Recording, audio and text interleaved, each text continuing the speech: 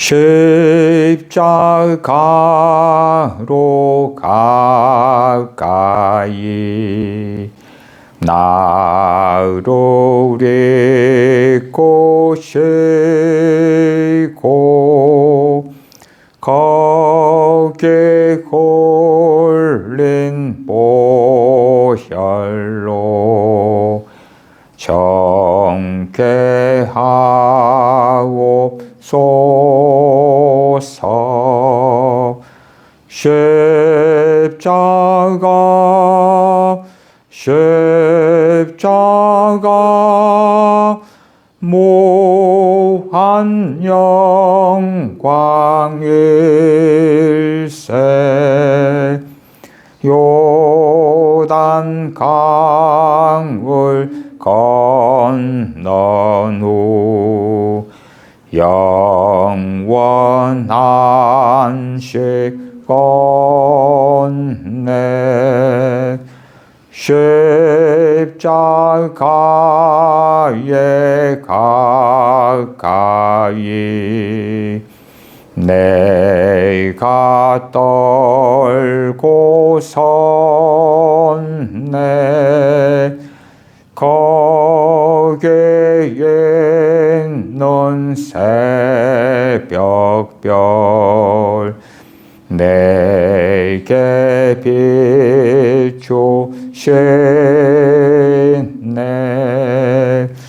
십자가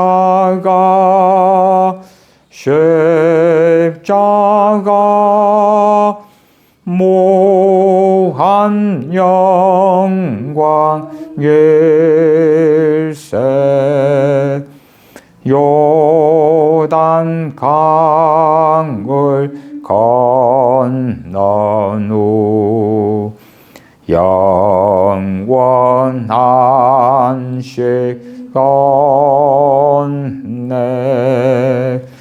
십자가로 가까이 가게 하시옵고 몸소 받은 고생도 알게 하옵소서. 십자가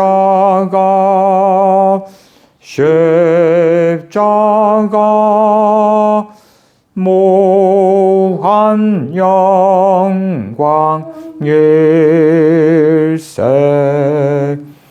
요단 강을 건넌 후 영원한 시건네 십자가에 가까이 의지하고 서서 천국 이를 때까지 항상 머물겠네. 십자가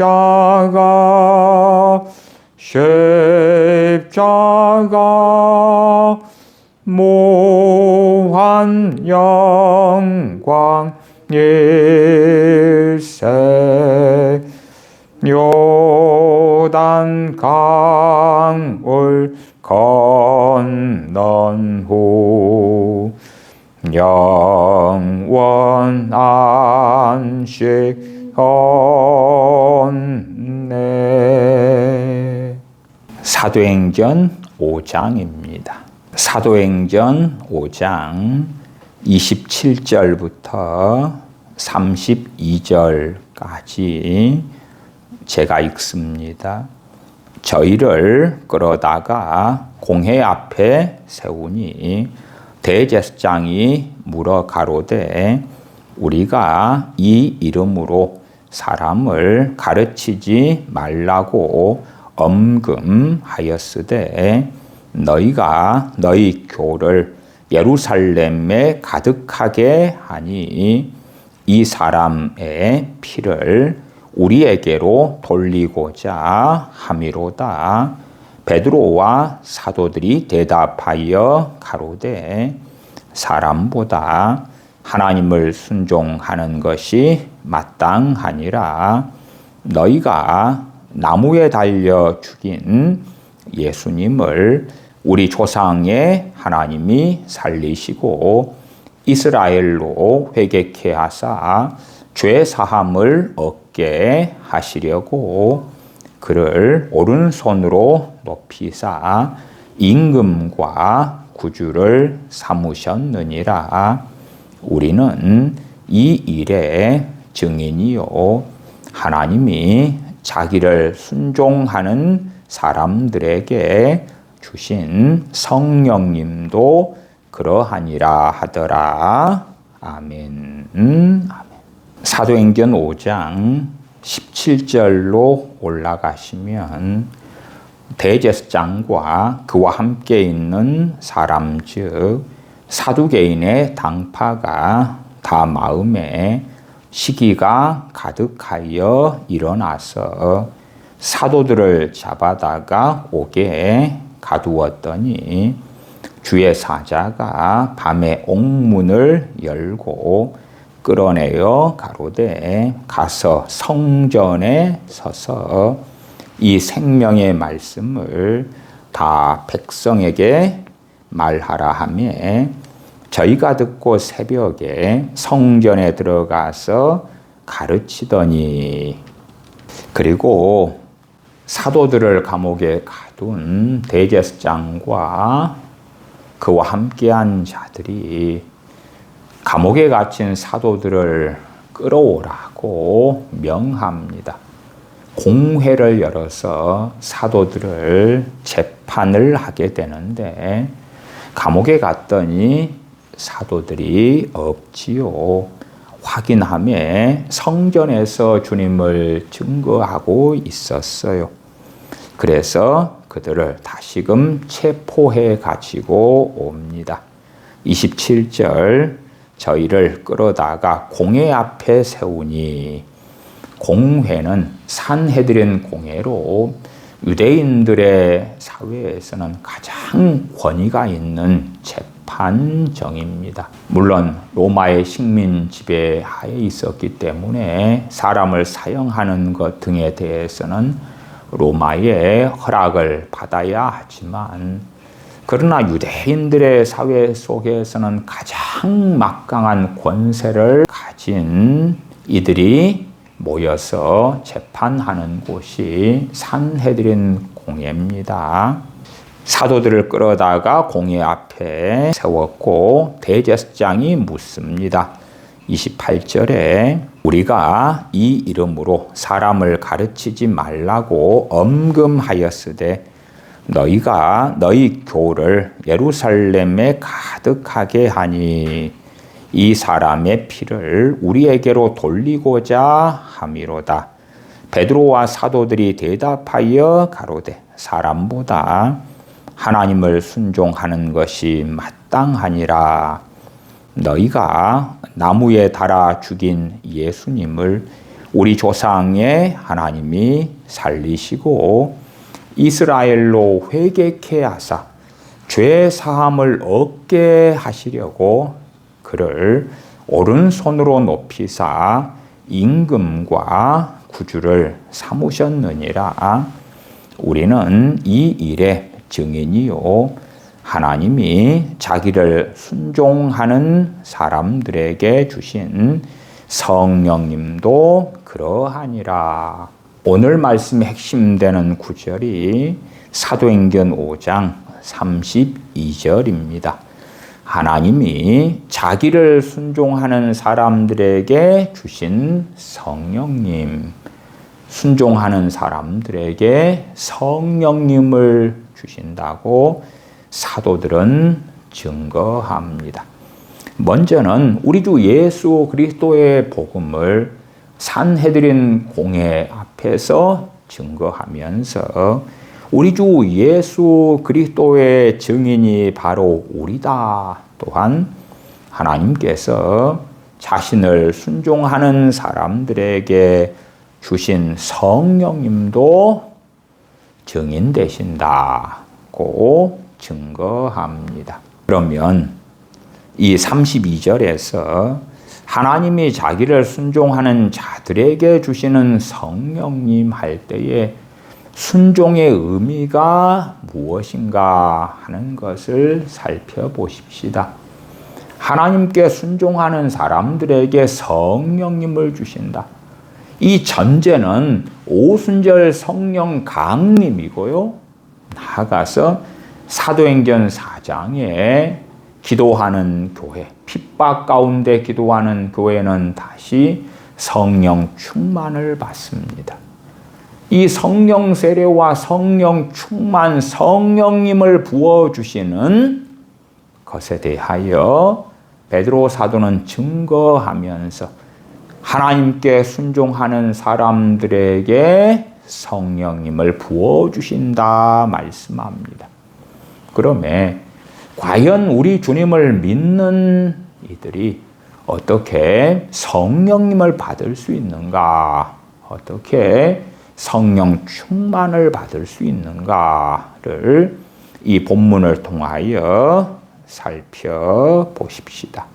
먼저는 순종하는 할 때의 헬라어를 좀 보면 헬라어는 페이다르쿠신 이렇게 되어 있습니다. 이것은 단순한 외적인 복종이 아니라 권위에 대한 내적인 복종, 내적인 굴복과 지속적인 순종을 의미하는 현재 분사 형태입니다. 즉 일회적인 행위보다 지속적인 태도를 가리킨다는 것이 헬라어에 순종하는 사람들에게 주신 성령님 할 때 순종하는이 담고 있는 헬라어적인 의미가 되어집니다. 이에 대하여 첫째는 초대교회 교부들 가운데 요한 크리소스톰의 이 순종을 어떻게 해석했는가를 살펴보면 복음에 대한 순종이다. 특별히 사도들이 증거한 복음을 받아들이는 믿음에 대한 이야기다. 복음을 받아들이고 하나님께 자신을 복종시키는 자들에게 성령님은 주어진다. 물론 이러한 요한 크리소스톰 같은 교부들의 순종에 대한 해석을 아주 간략하게 만들어서 이 순종은 복음에 대한 순종이니까 예수님을 믿는 것이라고 요한 크리소스톰은 증거했으니까 이 순종은 이퀄 믿음이다. 이렇게 단순화시키는 사람들은 매우 많습니다. 그러나 그렇게 쉽게 단순화시키면 곤란하다. 왜냐하면 지금 시대에는 매우 많은 경우에 동의적인 믿음, 지적인 믿음, 성경에서 말씀하는 믿음이 아니라 복음에 대한 내용에 대하여 당신 동의합니까? 당신 인정합니까? 예수님께서 당신을 위하여 십자가에서 죽으셨다는 것에 동의하십니까? 예수님께서 당신을 위하여 죽으심으로 당신이 구원받게 되었다는 것, 그것을 인정합니까? 예, 인정합니다. 그러면 당신은 구원받았습니다. 같은 사영리적인 전도, 심지어는 많은 교회들에서 뿌리는 노방 전도지를 보면 예수님을 믿는다고 하세요. 그러면 천국 갑니다. 예수님 믿는다고 하세요. 구원받아요. 심지어 예수님을 믿는다고 하면 당신의 가정의 문제가 해결되고 돈 문제, 빚 문제, 건강 문제 해결되고 당신은 행복하게 된답니다. 그래서 인생의 문제는 예수님을 만나면 해결되는 것입니다. 물론 거기에서 예수님을 만난다는 건 예수님을 믿는다. 그러나 사도행전 5장에 본문을 명백히 보시면 31절로 올라가시면 이스라엘로 회개케 하사. 회개의 핵심은 무엇입니까? 하나님의 뜻에 대하여 어그러진 것이고 거기에서 돌이키는 것입니다. 하나님의 뜻에 대하여 어긋난 것을 죄라고 그럽니다. 자신들의 죄 때문에 탄식하는 것이지요. 탄식할 때에 돌이킴이 있을 수 있는 것이지요. 현 시대의 많은 복음에는 회개가 사라졌고, 회개가 왜 사라졌느냐 그러면 많은 불신자들에게 회개의 복음을 증거하면 불쾌해하고 기분 나빠하기 때문에 그렇죠. 당신은 사랑받기 위해 태어난 사람이에요. 당신은 멋진 사람이에요. 아름다운 사람이에요. 하나님께서 보기에도 아까운 사람이에요. 너무 귀한 존재예요. 그런 이야기들로 주 예수 그리스도의 구원의 복음을 희석시켜버리고 왜곡시켜버리는 그 인스턴트 복음을 전하기를 너무 좋아하니까, 그래서 성경에서 증거하는 믿음과 지금 현 시대 교회에서 증거하는, 또한 믿는다고 하는 그 믿음이 매우 많은 간극이 있고 차이가 유감스럽게도 크더라. 이스라엘로 회개케 하사 죄 사함을 얻게 하시려고 그를 오른손으로 높이사 임금과 구주를 삼으셨느니라. 가정에서 자녀들이 있을 때에 자녀들을 부모가 양육합니다. 부모를 공경하는 자녀라면 부모의 뜻이 무엇인가를 어떻게 살피지 않을 수가 있겠는가? 부모가 주는 좋은 것들만 누리고 권리만 누리고 의무는 사라져버리는 부모 공경이란 있을 수가 없죠. 부모가 때마다 이걸 해라 하지 말아라고 권면합니다. 그 대부분의 것들은 오히려 부모보다 자녀들을 위하는 것이고 하나님의 말씀에 특별히 어긋나는 것들이 거의 없습니다. 어떤 부모가 자녀들에게 도둑질을 해라, 싸움을 해라, 시기 질투해라, 그렇게 가르치는 부모가 어디 있겠습니까? 부모라도 자식에게 좋은 것을 줄 알거든 이라고 일반적으로 부모들이 하는 내리사랑에 대하여 주님께서는 전제로 말씀을 하셔요. 극단적인 예외는 존재할지 모르나 부모는 자녀들을 사랑합니다. 사랑하기 때문에 자녀들의 많은 어리석음에 대하여 책망도 하고 경계도 하고 권면도 하고 훈계도 하고 때로는 조달도 합니다. 그러나 자녀들은 부모의 무한 책임, 죽을 때까지 책임져 줘요. 내가 원하고 욕망하는 것을 얻고 누리게 무한 책임을 부모 당신들이 져줘요. 그러한 악한 자녀들이 매우 많은 시대가 되었습니다. 그런 것처럼 주님을 믿는다, 나 예수님 믿어요, 나 하나님 믿어요 하는 것을 하나님의 말할 수 없는 은혜를 입었다는 것을 알지 못하고 생각하지 못한 채로 마치 권리증인 양 내가 하나님 당신을 믿어드렸잖아요. 예수님 당신을 믿어드렸잖아요. 그러면 당신께서는 내게 무슨 보상을 해 주실 겁니까?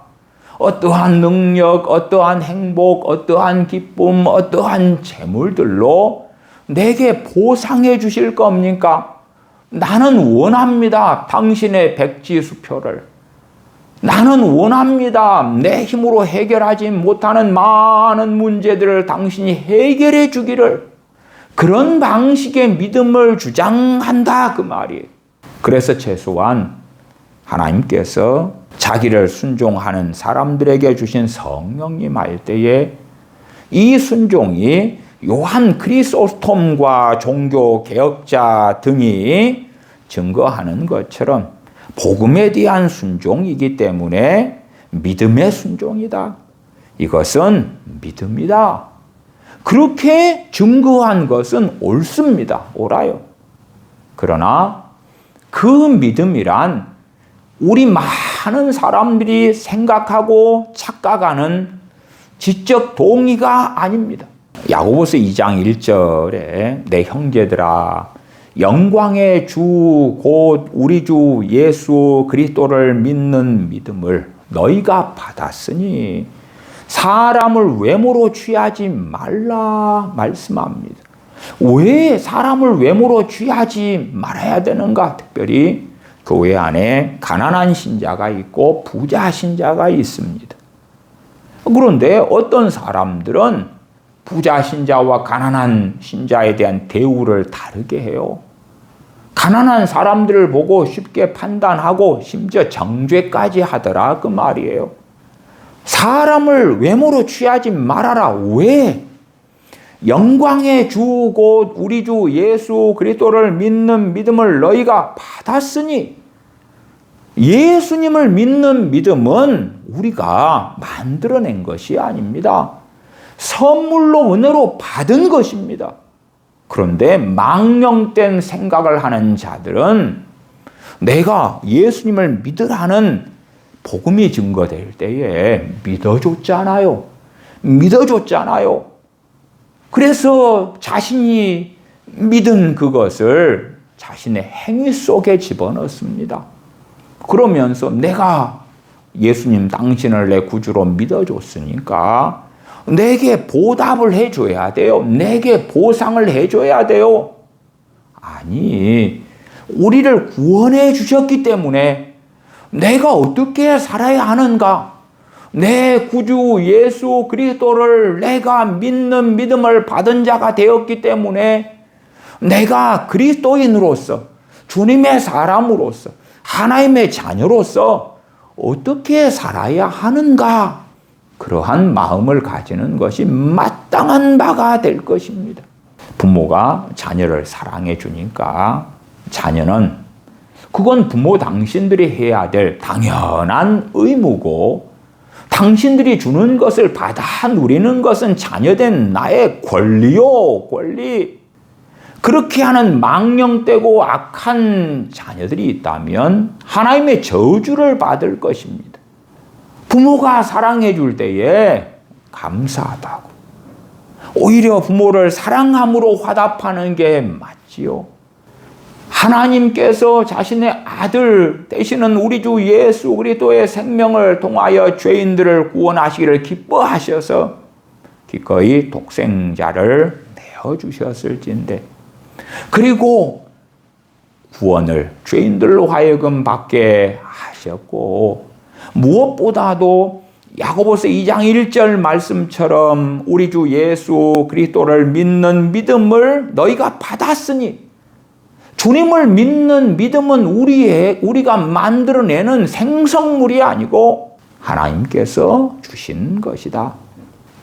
베드로후서 1장 1절에 예수 그리스도의 종이며 사도인 시몬 베드로는 우리 하나님과 구주 예수 그리스도의 의를 힘입어 동일하게 보배로운 믿음을 우리와 함께 받은 자들에게 편지하노니 보배로운 믿음을 우리와 함께 받은 자들, 그 우리는 사도들이죠. 사도들과 동일하게 보배로운 믿음을 받아. 믿음은 하나님의 선물인 것입니다. 이것이 놀라운 신비예요. 받았다는 말은 헬라어로 보면 우리가 스스로 취했다 그런 의미가 절대 아니고 배정받다, 몫으로 받다, 하나님께서 주셔서 얻게 되었다 하는 수동적인 은혜적인 의미를 담고 있는 단어다. 믿음은 인간이 만들어낸 것이 아니라 하나님께서 주셔서 받게 된 것이다. 그렇게 말합니다.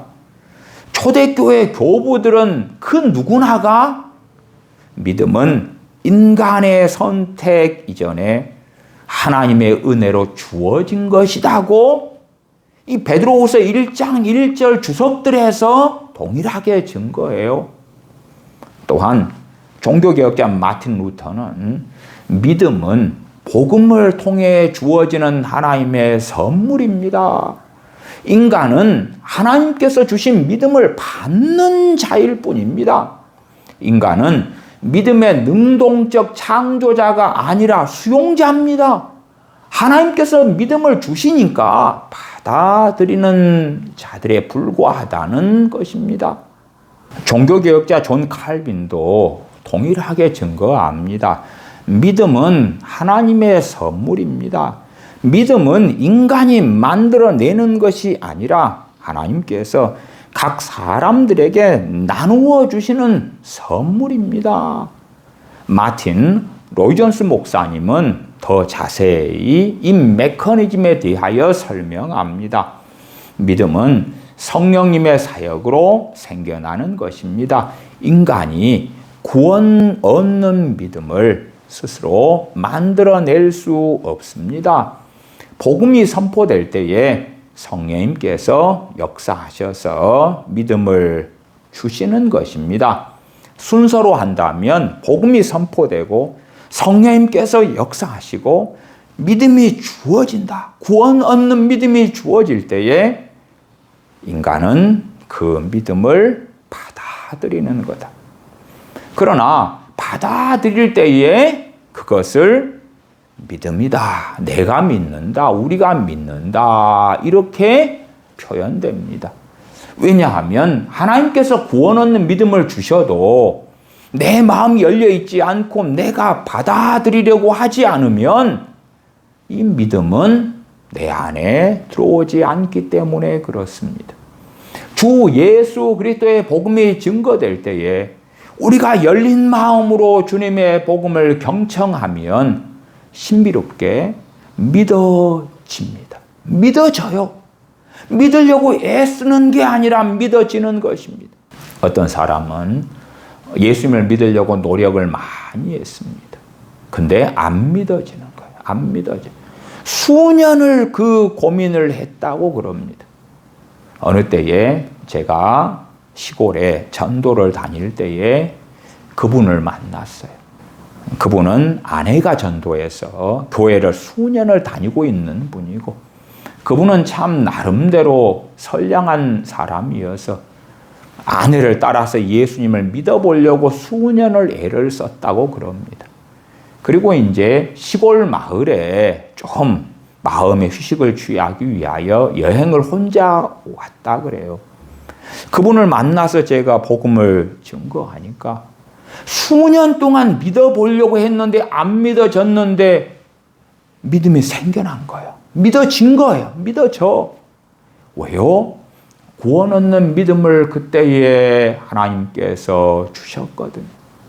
그러면 우리가 믿으려고 애써가지고 믿는 게 아니라 믿어지는 거예요. 그런데 그 믿어지는 걸 우리가 마음을 하나님 주시는 구원 얻는 믿음에 합하였기 때문에 우리 입장에서는 우리가 믿었다. 그렇게 표현될 수 있는 거예요. 하나님께서 구원 얻는 믿음을 우리에게 주실 때에 우리가 구원 얻는 믿음을 믿음으로 받는다. 그런 방식으로 로이존스 목사님은 설명해요.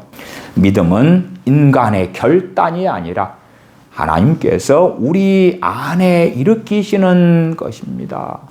많은 경우 부흥의 시대 때에 결단하세요. 예수님 믿기로 결단한 분들은 앞으로 나오세요. 그래서 결단을 통하여 마치 예수님을 믿는 것처럼 가르쳐질 때는 많이 있었습니다. 그러나 그때에는 성령님의 역사하심이 너무나 강력했기 때문에 마치 사람들의 결단을 통하여 구원받는 것처럼 상당히 착각되기도 했더라 그 말이. 그러나 성령님의 역사하심을 많이 소멸해버린 교회의 시대 때에는 사람들이 믿기로 결단했지만 아무 일이 없는 거예요. 그 전에는 믿기로 결단해서 앉은 자리에 일어나고 강대상 앞으로 나오고 그럴 때 회개가 터지고 죄를 깨닫게 되고 어찌할꼬 탄식하면서 구원하신 그 은혜에 대하여 감격과 감사와 찬양이 나왔는데 시간이 흘러가가지고 성령님을 소멸한 교회는 사람들이 결단하지만 성령님의 부어주심이 없는 거예요. 믿어보려고 하지만 믿음이 제대로 역사하지 않는 거예요. 우리는 알아야 됩니다. 구원 얻는 믿음은 선물로 주신 것입니다. 구원 얻는 믿음을 받은 주제에 마치 자기가 만들어낸 양 내가 믿어드렸으니까 나는 하나님께서 내게 뭔가를 주셔야 되고 나는 받을 권리가 있어요. 뭔가를 내놓으세요. 천국이야. 죽은 다음에 가는 것이고 살아있을 때 나로 하여금 많은 걸 누리도록 할 책임이 하나님께 있지 않습니까? 그러한 어리석은 당당함을 가지고 기도하는 자들이 너무 많아요. 주님께서는 비유로 말씀하시기를 너희가 온갖 것을 다 행한 다음에라도 하나님 앞에서는 나는 무익한 종입니다. 마땅히 할 바를 한 자에 불과하다.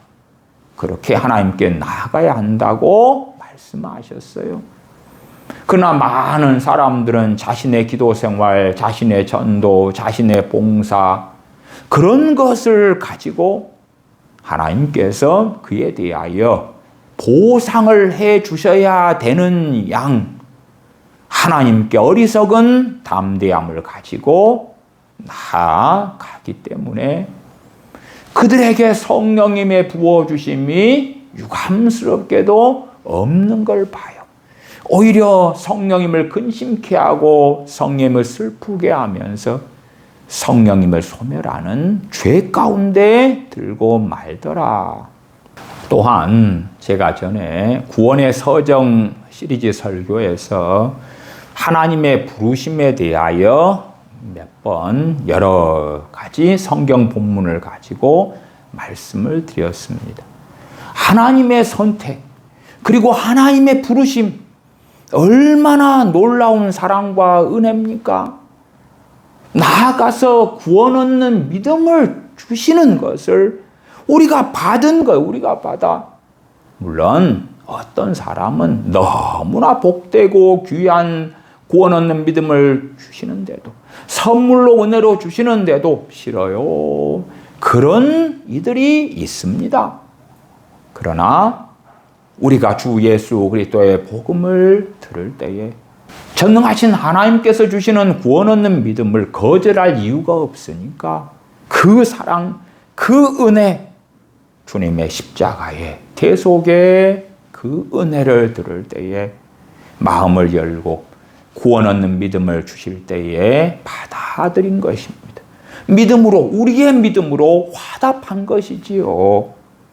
하나님의 부르심에 대하여 로마서 8장 30절은 또 미리 정하신 그들을 또한 부르시고 에베소 1장에 창세전에 우리를 선택하셨다는 놀라운 복된 진리가 나와 있지요. 미리 정하신 그들을 또한 부르시고 하나님의 부르심이에요. 하나님의 부르심. 부르신 그들을 또한 의롭다 하시고 의롭다 하신 그들을 또한 영화롭게 하셨느니라.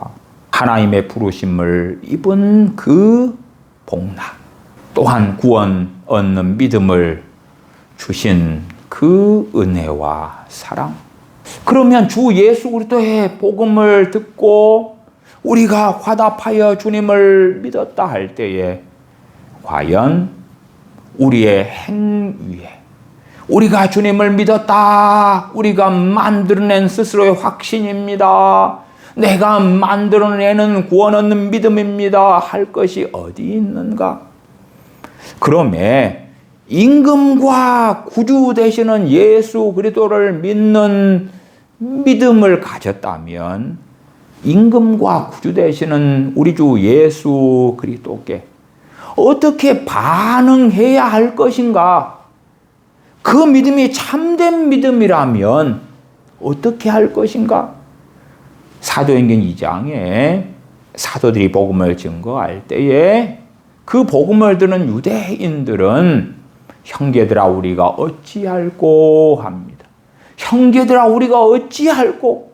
그러나 주 예수 그리스도의 이상한 복음, 인스턴트 복음, 지적 동의적인 복음, 그런 것을 듣는 사람들은 형제들아 우리가 어찌할꼬 하는 단식보다도 자신의 뜻을 그대로 행하기를 원하면서 하나님의 뜻에는 관심 없습니다.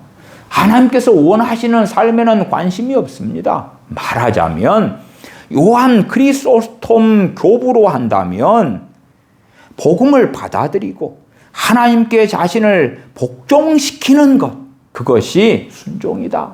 그렇게 증거할 때에 복음은 받아들일게요. 그런데 하나님께 나를 복종시키는 것은 원치 않아요. 요한 크리소스톰은 복음을 받아들이고 하나님께 자신을 복종시키는 자들에게 성령님은 주어집니다. 하나님께 자신을 복종시키는 자들. 무엇을 중심으로 말씀합니까? 마음의 태도를 이야기하죠. 성령 세례, 성령 충만, 위로부터 능력을 입히우기 전에는 말씀을 알아도 제대로 말씀대로 살 수 없는 거예요.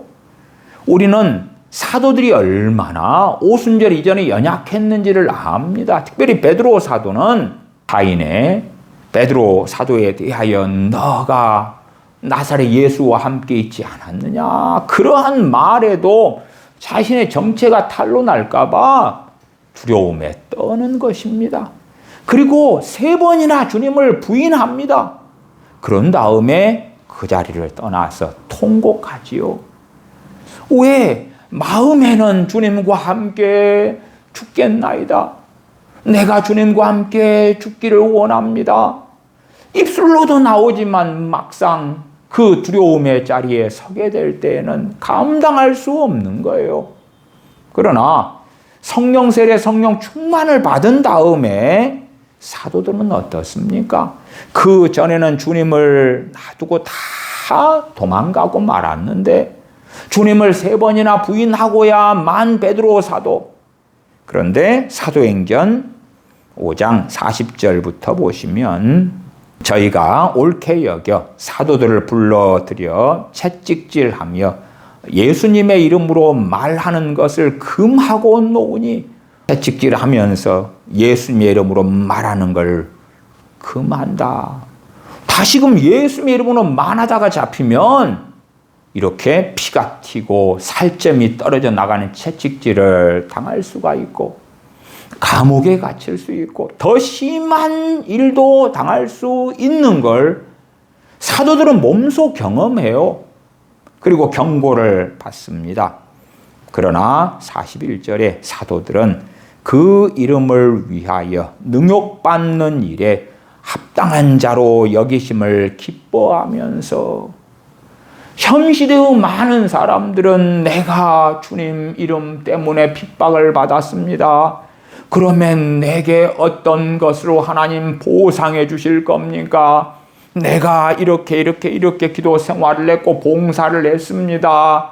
내 자녀들에게 내 가정에 어떤 복을 주시렵니까? 무엇으로 갚아 주시렵니까? 합니다. 사도들은 주님 이름으로 인하여 능욕을 받은 일에 합당한 자로 여기심을 기뻐하면서 성령님께서 임하셨기 때문에 성령님의 부으심 가운데, 성령 충만 가운데 살기 때문에 성령님의 도우심으로 인하여 채찍에 맞고 그들은 억압을 당하고 학대를 당하고 위협을 당함에도 불구하고 기뻐할 수 있는 것입니다. 기뻐하면서 공회의 앞을 떠나니라. 떠나고 끝납니까? 아닙니다. 42절에 저희가 날마다 성전에 있든지 집에 있든지 예수님은 그리스도라 가르치기와 전도하기를 쉬지 아니하니라. 얼마 전에 주님을 증거하다가 잡혀왔고, 주님을 증거하다가 잡혀서 감옥에 들어갔고, 또 다시 천사가 풀어줘서 주님을 증거하다가 공회 앞에 세워져서 채찍을 맞았는데, 다시 성전에서든지 집에서든지 주님을 증거하는 것입니다.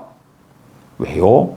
성령님의 도우심에 놀라운 역사가 그들과 함께하여 힘을 주고 담대함을 주고 위로를 주고 능력을 주시기 때문에 그렇습니다. 그러한 것처럼 명확하게 사도들은 증거하는 것이 5장 32절이다 그 말이에요. 하나님이 자기를 순종하는 사람들에게 주신 성령님, 순종이 단지 예수를 믿는 믿음, 믿어라. 그러니까 얘 믿었어요. 그렇게 단순화시키면 굉장히 곤란합니다. 그래서 요한 크리소스톰은 이 순종은 믿음의 순종은 맞다. 믿음의 순종. 복음을 받아들이고 그 다음에 요한 크리소스톰은 하나님의 권위 아래에 들어가는 것입니다. 내가 예수를 믿는다는 것은 이제 하나님의 백성으로 살기 원합니다. 물론 성령 충만을 받기 전까지는 정말 쉽지 않다는 것을 우리는 사도 바울이 증거하는 로마서 7장을 통해 알 수가 있어요. 마음으로는 하나님의 법을 즐거워하지만 죄의 법 아래에 끌려가는 거예요. 죄와의 싸움에서 패배하는 거예요. 탄식하는 거예요. 슬퍼하는 거예요. 어찌할꼬 하는 거예요. 그러나 현 시대의 많은 믿는 사람들은 마음의 관심이 무엇을 먹을까, 무엇을 마실까, 무엇을 소유할까, 어떠한 즐거움들을 누리고 살아갈까, 거기에 있거든요. 그러니까 죄하고 씨름하는 것 관심이 없어요. 하나님의 말씀을 듣고 말씀대로 살아가는 것 관심이 없어요. 이사야 66장 2절에 무릇 마음이 가난하고 심령에 통회하며 내 말을 듣고 떠는 자 그 사람은 내가 돌보려니와. 하나님의 돌보심의 가장 놀라운 복 중의 복이 성령님을 부어주시는 것입니다. 주님을 믿는데 하나님을 영화롭게 하는 것, 하나님의 뜻을 행하는 것, 관심이 없다. 그런 사람들에게 성령님을 부어주시는 것이 아닙니다.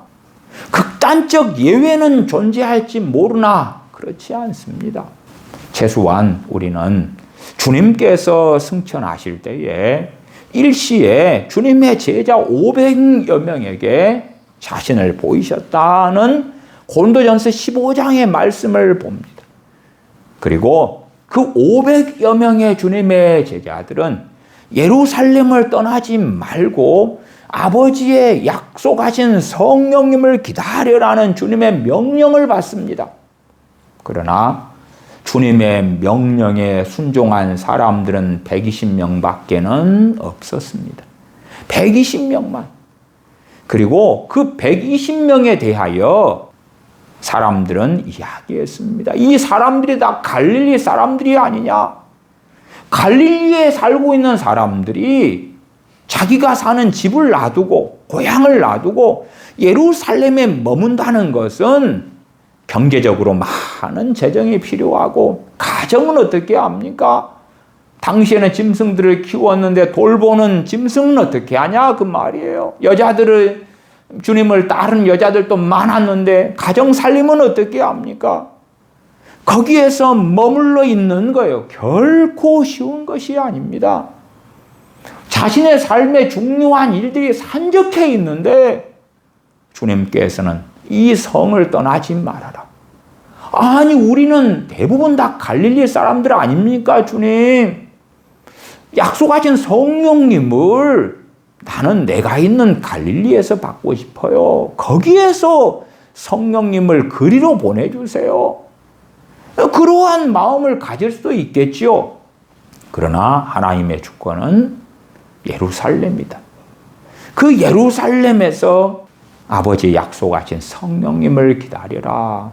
그리고 120문도가 성령 충만을 받으면서 복음이 놀랍게 증거되고 3,000명이 주님께 돌아오게 됩니다. 그러나 최소한 500명 마이너스 120명 하면 380명이 남아요. 그들은 자신의 삶의 우선순위가 있었기 때문에 주님 명령에 순종하지 않았어요. 사마리아 성에 빌립 집사님이 복음을 증거합니다. 그리고 그들이 믿고 세례를 받습니다. 베드로와 요한 사도가 옵니다. 그리고 성령님 받기를 기도하며 성령님을 받습니다.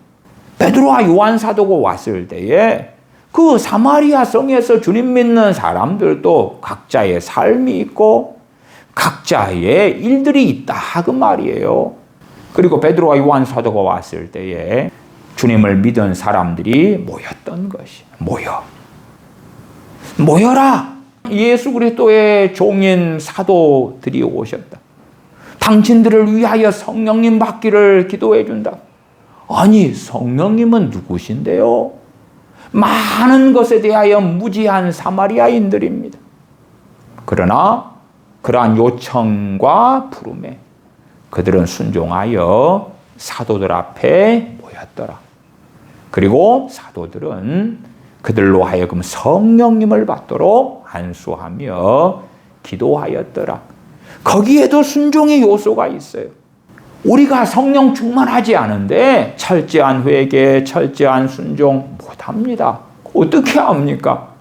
오히려 성령 충만을 받은 다음에 성령님의 인도하심을 따라서 살아가면서 만들어내는 열매들을 성령 충만 전에 그 열매를 다 얻은 다음에 내가 이 열매를 다 얻어서 하나님께 증명했습니다. 그러니 성령 충만을 주세요.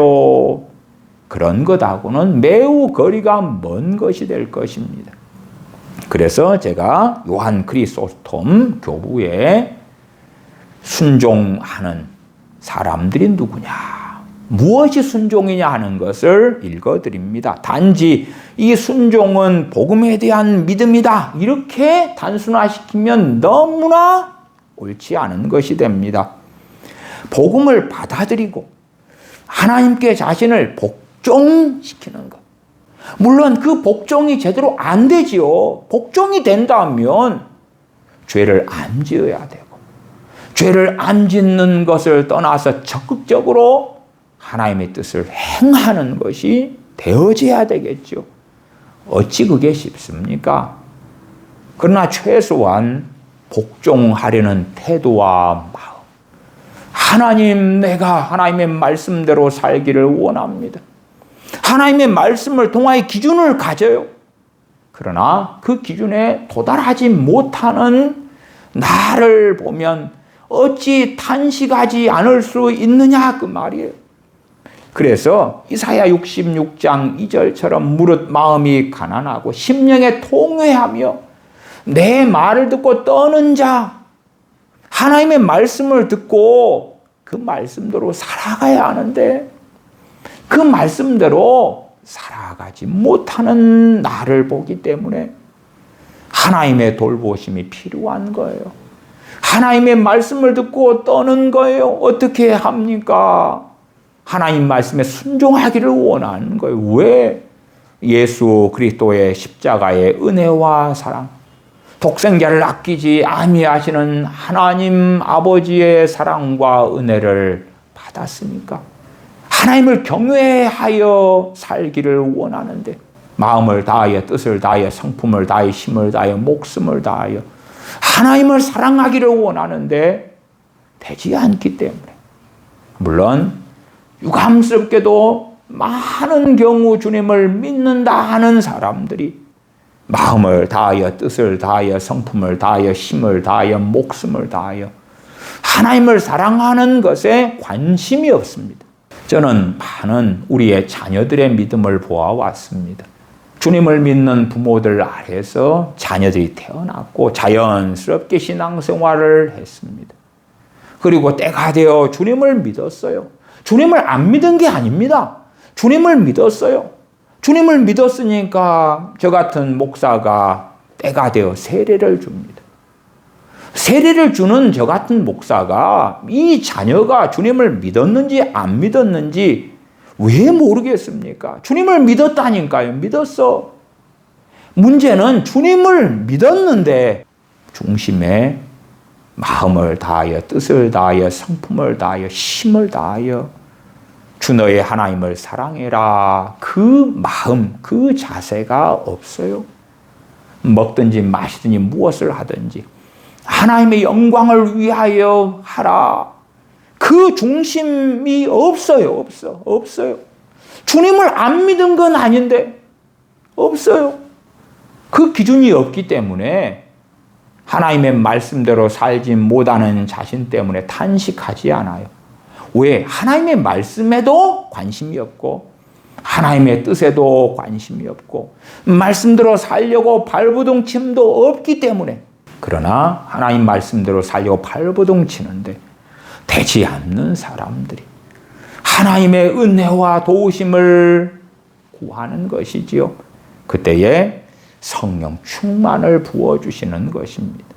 주님을 믿는데 그 마음의 자세들이 매우 다른 것이 매우 달라요.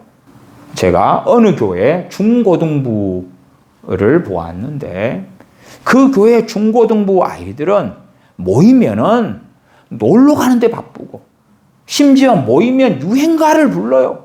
그 아이들은 목사님 자녀들, 장로님, 집사님, 권사님 자녀들이에요. 주님은 믿는다고 하는데 내가 어떻게 살아야 됩니까? 내가 그리스도인으로 주님의 사람으로 어떻게 살아야 합니까? 하는 것이 없어요. 그 마음에 요한 크리소스톰 교부가 증거하는 것처럼 하나님께 자신을 복종시키는 것이 없어요. 복종시키는 게 없어요. 복종시키는 행위로 다 살아갈 수 있다. 그게 아닙니다. 그게 아니에요.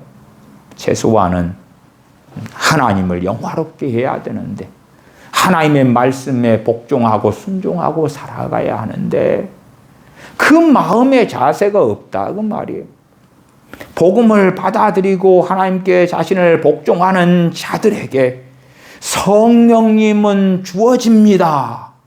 이것이 요한 크리소스톰의 해석입니다. 어거스틴은 순종하는 데 대하여 성령님은 믿음과 회심 가운데 주어집니다. 하나님께 순종하는 자가 성령님을 받습니다. 그러나 그 순종 자체도 이미 하나님의 은혜의 결과입니다. 저는 이 어거스틴의 해석에 상당히 동의합니다. 자, 120문도들이 모여서 성령 충만을 받기 전에 전혀 기도에 힘쓰니라 그렇게 나왔지요. 저는 그것을 그렇게 이해해요. 성령님의 선행적 사역이라고. 성령 충만을 받아야지만이 전혀 기도 힘쓰니라가 가능하거든요. 근데 어떻게 성령 충만을 받기 전에 120문도가 전혀 기도에 힘쓸 수 있는 게 가능했냐? 그건 성령님의 도우심과 사역 때문에 그래요. 저 같은 경우도 어떨 때는 성령 충만을 다 잃어버린 다음에 성령 이대로 살면 안 돼. 이대로 내가 살아가면 주님 앞에 내가 어떻게 설 수 있을까? 탄식할 때에 성령님의 은혜의 역사가 있었어요. 제 마음에 기도할 마음을 주시네. 기도할 마음만 주시는 게 아니에요. 기도할 마음을 주실 때에 제가 기꺼이 기도의 자리에 나아가니까 그 기도를 성령 충만도 없고 영적으로 마이너스 상태에 제가 떨어져 있는데 한 달간이나 포기하지 않고 기도할 은혜를 주시는 거예요. 물론 성령 충만을 받아가지고 하는 한 달간의 간절하고 은혜로운 기도는 아니에요. 아니요.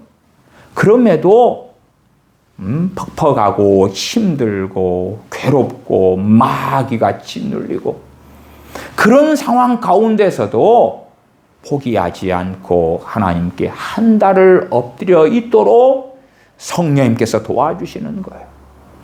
물론 저같이 영적으로 마이너스 상태에 이 120문도는 있지 않았어요. 120문도는 주님의 말씀을 충만했고 11사도는 주님께서 내가 일러준 말로 너희가 깨끗함을 받았다 하는 이들이에요. 주님을 뜨겁게 사랑한 사람들.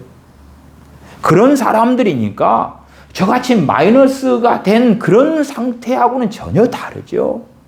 더군다나 부활하신 주님을 배웠고 주님의 가르침을 받고 얼마 전에 주님께서 승천하시는 걸 보았어요. 주님께서 하신 약속을 붙잡고 기도해요. 그리고 전혀 기도에 힘쓰는 게 가능했던 것은 성령님의 선행적 사역으로 가능했다. 성령님의 도우심으로 가능했다 그 말이에요. 그리고 성령 충만을 받은 다음에 그들은 뜨겁게 기도하게 됩니다. 그래서 일반적으로 성령 충만을 받기 전에는 또한 성령 충만하지 않을 때는 기도를 잘 알지 못합니다.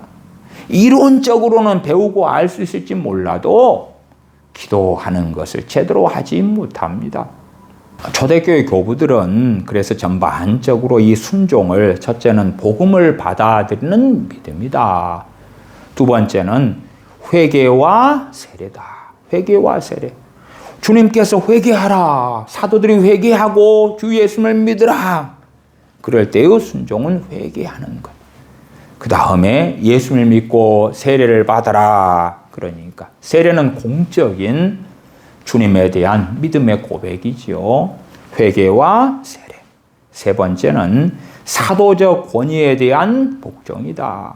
사도들이 주님의 복음을 증거하고 주님의 말씀을 증거할 때에 이 말씀이 진실로 주님의 말씀이며 하나님의 뜻이다.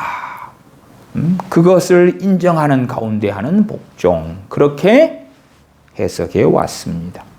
마틴 루터는 순종은 율법적 행위가 아니라 믿음으로 하나님께 굴복하는 것입니다.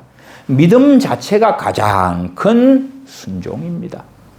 마틴 루터가 증거하는 이 순종은 믿음 자체다.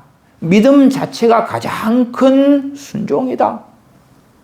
물론 이렇게 단순하게 이 부분만 잘라내 가지고 이 순종은 믿음입니다. 그렇게 해버리면 이건 이상한 이야기가 되고야 맙니다.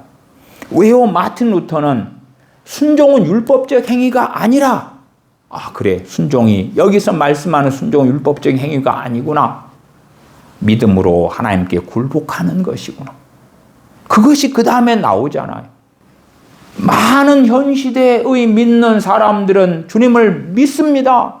지적인 동의해요. 인정해요. 그러나 하나님께 굴복합니까? 안 하지요. 하나님께 복종하는 순종하는 마음을 가집니까? 안 가지지요. 율법적 행위에 대한 문제 이전에 마음의 자세를 이야기하잖아요. 마땅히 주 예수 그리스도를 통하여 구원받은 자녀들이 가지는 믿음이란 어떤 믿음인가? 율법적 행위는 아니야. 선행을 하고 전도를 하고 구제를 하고 기도를 얼만큼 하고 그래서 성령님을 주시는 건 아니야. 근데 믿음으로 하나님께 굴복하는 사람들에게 성령님을 주십니다. 그러면 믿음으로 하나님께 굴복하는 사람들, 순종하고 복종하고 하나님의 뜻 가운데 살려는 사람들이 조금 지나면 직면하는 건 무엇입니까? 애통할 수밖에 없고 탄식할 수밖에 없는 거예요. 마치 오순절 이전에 사도들이 경험했던 것처럼 그렇게 슬퍼하고 탄식하고 애통하고 하나님의 은혜와 성령님을 부어주심에 대하여 간절할 수밖에 없는 거예요. 존 칼빈 목사님은 순종은 믿음의 순종입니다. 이는 행위 공로가 아니라 복음을 받아들이는 믿음 자체입니다. 사도행전 5장 31절에 이스라엘로 회개케 하사 죄사함을 얻게 하시려고 그를 오른손으로 높이사 임금과 구주를 삼으셨느니라. 주님을 임금으로 믿는다면 우리의 마음과 자세는 어떠해야 하는가? 주님이 정말 나를 구원하시기 위하여 생명을 내어주신 구주시라면, 내가 그 구주 되시는 주님을 믿는다면 주님께서 최소한 마태, 마가, 누가, 요한복음, 요한계시록, 사도들을 통하여 주신 말씀들에 나는 어떻게 반응해야 하는가? 존 칼빈은 성령님은 복음을 믿는 자에게 주어지는 선물입니다. 믿는 자에게 성령님은 선물로 주어져요. 그건 명백합니다. 그러나 단지 나는 예수님이 나의 구원자이신 걸 믿어요. 예수님 믿어 천국 가는 것을 나는 믿어요. 예수님이 나 위해 십자가에 죽으신 걸 믿어요. 거기에서 멈춘다면 반쪽짜리 믿음일 수밖에 없는 거예요. 정말 십자가의 복음을 내가 믿는다면, 안다면 우리가 형제들아 내가 어찌 알고 했던 이들처럼 어떻게 살아야 됩니까? 어떻게 주님을 사랑해야 됩니까? 하나님을 어떻게 섬겨야 합니까? 그러한 내 마음의 갈망이 나오는 것이 합당하다 그 말이에요. 마틴 로이존스 목사님은 좀 다르게 이 순종에 대하여 설명합니다. 순종의 기본 단계가 있다. 이 순종의 기본 단계는 복음에 대한 순종이다.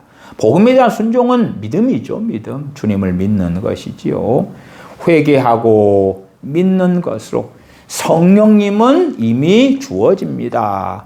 중생시에 성령님의 내주다. 그리고 이제 두 번째, 더 깊은 순종이 있습니다. 예수님을 믿는 믿음, 그 순종, 그걸 넘어선 더 깊은 순종이 있는데 이것은 성령님의 특별한 부어주심인데 하나님께서 성령님을 주시는 사람들은 단순히 주님을 믿기 때문이 아니라 그분께 순종하려는 태도와 삶이 있을 때입니다. 하나님께 순종하려는 태도가 있을 때 성령님을 부어주신다. 더 깊은 순종이라는 것으로 그의 성령 세례에서 설명합니다. 잠언 8장 17절에 뭐라고 말씀합니까? 나를 사랑하는 자들이 나의 사랑을 입으며 나를 간절히 찾는 자가 나를 만날 것이니라. 주님의 사랑, 전능하신 아버지 하나님의 먼저 우리를 사랑하심에 대한 복음을 우리가 들었을 때 나아가서는 주 예수님을 믿는 구원 얻는 믿음을 선물로 받았는데 그래서 우리에게 일어나는 자연적인 일이 믿어져 버리는 거예요. 내가 믿는다, 믿습니다. 그 믿음이 가능한 거예요. 어느 때부터 가능해지게 된 거예요. 오, 내가 믿고 있는데. 그것이 우리에게 믿어지는 걸로 체험이 되지요. 그 구원 얻는 믿음을 주셨는데 우리가 하나님을 사랑하는 것으로 우리 주 예수 그리스도를 사랑하는 것으로 반응하지 않는다. 주님을 사랑하는 사람들, 전능하신 아버지 하나님을 사랑하는 사람들이 나의 사랑을 입으며 왜 현시대의 많은 사람들에게 성령님의 부어주심이 없는가? 어떤 사람은 길을 걸어가다가도 성령 충만을 받는 사람이 있어요. 심지어 극단적으로 어떤 사람은 잠을 자는 중에 성령 충만을 받는 사람도 있어요. 교회사를 찾아보면 있어요. 왜 그럴까? 그 사람들은 주님을 사랑하기 때문에, 주님을 사랑하기 때문에 능력이 필요한 거예요. 내가 세상에서 무능하기 때문에 능력이 필요한 게 아니라 진리의 말씀을 따라 살기 위하여, 주님을 기쁘시게 하기 위하여 능력이 필요한 거예요. 성령님의 부어주심이 필요한 거예요. 그런 이들이 하나님의 사랑, 우리 주 예수 그리스도의 사랑을 입어요. 나를 간절히 찾는 자가 너희 천부께서 구하는 자에게 성령님을 주시지 않겠느냐.